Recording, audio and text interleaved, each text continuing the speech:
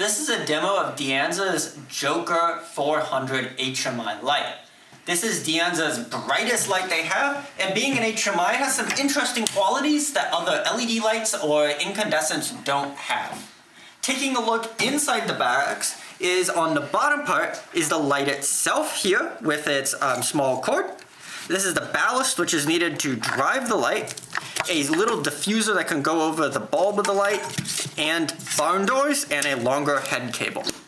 In the top part, this folds down, and this has multiple different lenses for getting different types of light, as we're going to take a look at how they work in a little bit, as well as scrims to control the light output.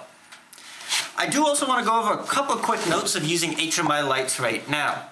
The first thing is these lights take a bit of time to warm up. So when you turn them on, they're going to start at a fairly low output, and after about a minute or two, they'll get to full output.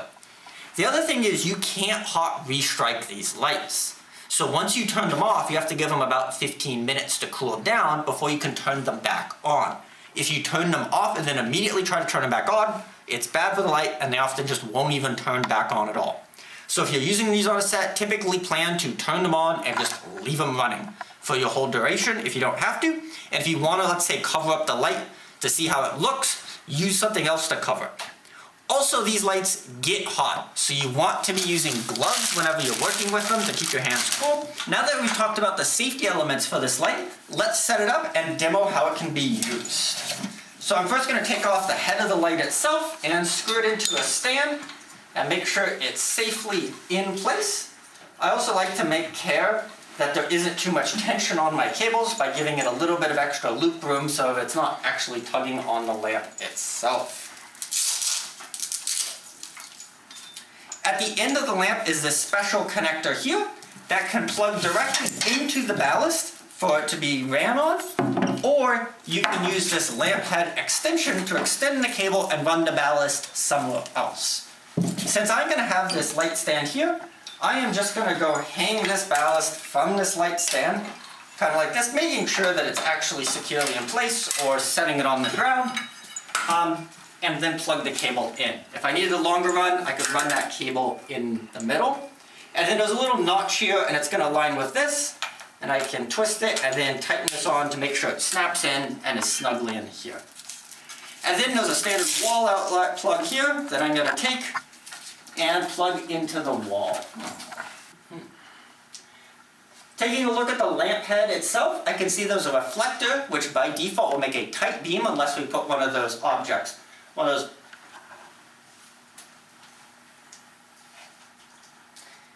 Now that it's plugged in, I can turn it on. But before I do so, I just want to show a few things on the lamp head itself. So in the middle here is the actual light. You should refrain from touching it because it can get hot and oils, and you just want to be extra safe if you don't, by not touching it if you don't have to. There's also the actual lamp bulb itself, which is where all the light comes from. Since this is a small source, this is going to be a hard light by default. The other thing is I often like to just check to make sure it's not broken or looks weird at all before I turn it on, because these can fail in catastrophic ways if something goes wrong. But since it's ready to be used, I'm going to point it to my subject, make sure it's all tightened in, say striking, and then press the red button on the ballast, which will strike the light. So now it's striking and it's starting to turn on, and like I said earlier, by default it will start making just a little bit of a light, but it's very quickly going to be a much brighter light source. And also by default, if we look at the wall here, it's a very small tight spot. Let's give this light a couple minutes to get up to temperature and get its full output.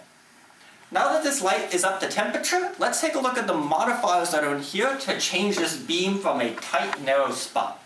So the first thing is 2 scrims. These work just the same as other lights like the RE kit, with the green being a single and this being a double. So if I slot it in the slots and move this top handle away, it just reduces output by a half a stop or a full stop. Then I have access to these lenses that I can use to control the beam pattern. So this one's going to take that extremely hard spot and make it more into a larger area that it covers. And each of these lenses will do a slightly different thing to the pattern, all of which take this hard single beam and spread it out to be a much wider area for a wider beam pattern. Here's a different one with a different type of reflector, here, and this takes it to like a kind of medium-sized beam on here, and this last one is a Fresnel-like type reflector, which is going to take it and give a nice spread out area that provides nice clean shadows that don't have much texture. Now that I have a lens in place, I can rotate this top part here and screw this in to lock the reflector I want in place. But let's now go over the process of putting the light away when I'm done with it. Now that I'm done using the light, I'm going to unplug it from the wall to turn it off. The button on the ballast is only for turning the light on.